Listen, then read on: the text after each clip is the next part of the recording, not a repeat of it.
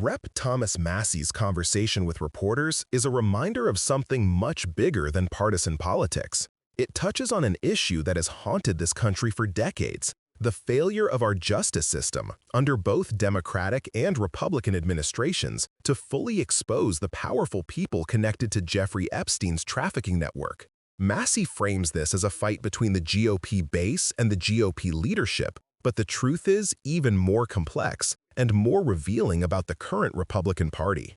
Massie repeatedly claims that Speaker Mike Johnson only shifted his position because Donald Trump told him to. The speaker has decided that there should be a new class of victims that are protected. He thinks that the rich men who flew on the jets to the rape island should be protected against unfounded accusations. But here's the problem. There are guilty men that his provisions that he wants would protect that have never been investigated, that there are credible allegations of sexual abuse and rape against. And so the Senate would be fools to start trying to change this bill in the way that Speaker Johnson wants it changed. And why do you think the Speaker changed his vote ultimately, or changed his tune, I should say, and then voted accordingly? Two reasons, but they kind of go back to the same reason. Number one, Trump told him to do it, and this Speaker of the House is always going to do whatever President Trump wants. Number two, they both, I think, came to the conclusion that Trump was asking my colleagues to walk a plank that was going to cost them the majority, and then that it would be no good for the president or our speaker in that instance. So I think it was a political calculation. Can you just explain, though, I mean, the whiplash that we're seeing here from going from this bill looking like it had no chance, now passing overwhelmingly and potentially being law by the end of the night? Have I done an interview with you when you've said, surely you know this must be dead on arrival in the Senate or something? But no, it has gone from presumably dead on arrival, presumably getting vetoed, to now getting fast-tracked and having a nearly unanimous majority here in the House.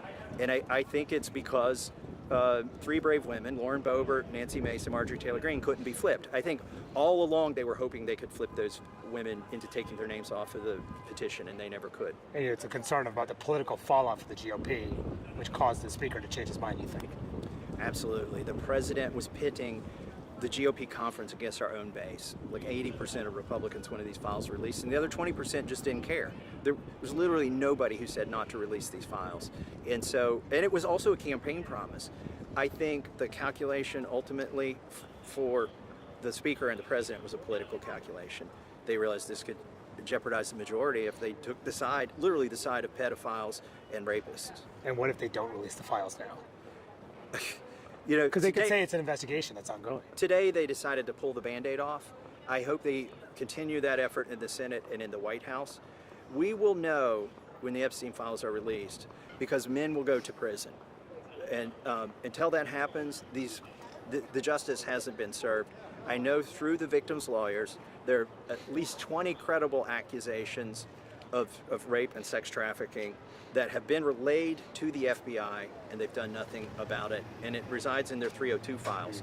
The White House has announced a bunch of partisan investigations.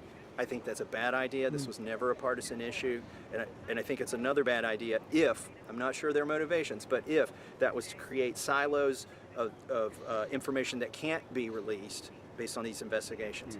But even if they start 10 investigations, there's no way they're going to cover up the crimes that have been perpetrated on 1,000 victims. So names of rich and powerful men will get released when the president signs this bill. And they are criminally liable at the DOJ and FBI if they don't release these files. This is a law. It's a steep effort, right? Not just to do a discharge petition and get it passed through the House, but to get the Senate to pass it and get the White House to sign it. We're not there yet, but when we get there, this is not a subpoena. This is a law. And so you are confident that these documents will ultimately come out, even if the president tries to fight this? Yes, I'm confident. And we sort of, we know when they're out because we know what some of these lists, who some of the men are. I don't have the names in my head right now. The ultimate thing that we could do is read the names on the floor of the House, and that could happen, but what needs to happen is the FBI needs to release these names. Is that something you might do if he resists this, if the DOJ releases this? Could you go to the floor and read these names? We absolutely would do that. Marjorie would do that. I would do that. There are Democrats who would do that. And but that's not the right path forward. That's That's the last effort if we hit all of the walls. But so far, we're making it through the walls and over the walls, and we're getting this done. And how much time are you willing to give the president and the administration to release these documents when this becomes law? I've never set a timeline. The victims have waited a very long time to get justice, and it's really up to them.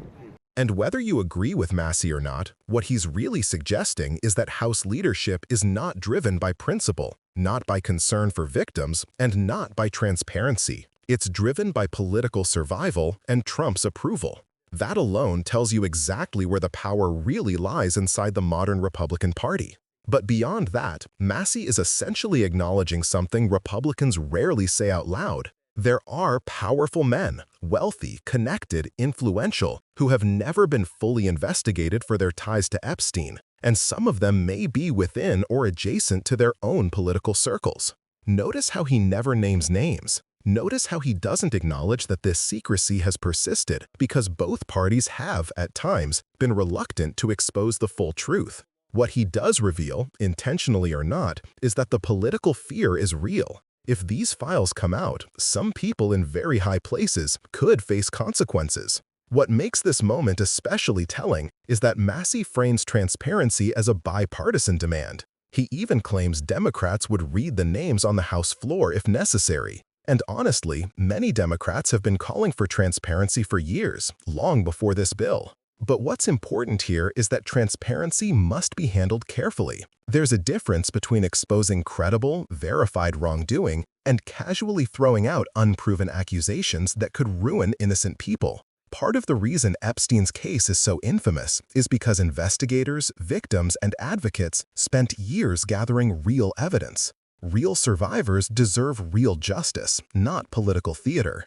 Another detail worth noting: Massie insists that releasing these files will lead to men going to prison. But that's simply not how justice works. The release of documents isn't the same as criminal prosecution. These files may contain allegations, interviews, leads, and raw investigative notes, not convictions. The real test will be whether the Department of Justice actually uses that information to build cases based on evidence, not headlines. Massie is right about one thing, though. The victims have waited far too long. They deserve a system that puts them first, not political calculations, not party loyalty, not attempts to shield the powerful. And the fact that it took internal GOP pressure, fears of electoral backlash, and Trump's strategic concerns to push House leadership into supporting transparency says everything about their priorities. This moment is not about Democrats protecting anyone. It's about demanding accountability, real accountability, for everyone involved, no matter how wealthy or well-connected. If Republicans are finally willing to stand for that, then good. But the motives matter, and the survivors deserve better than political positioning dressed up as virtue.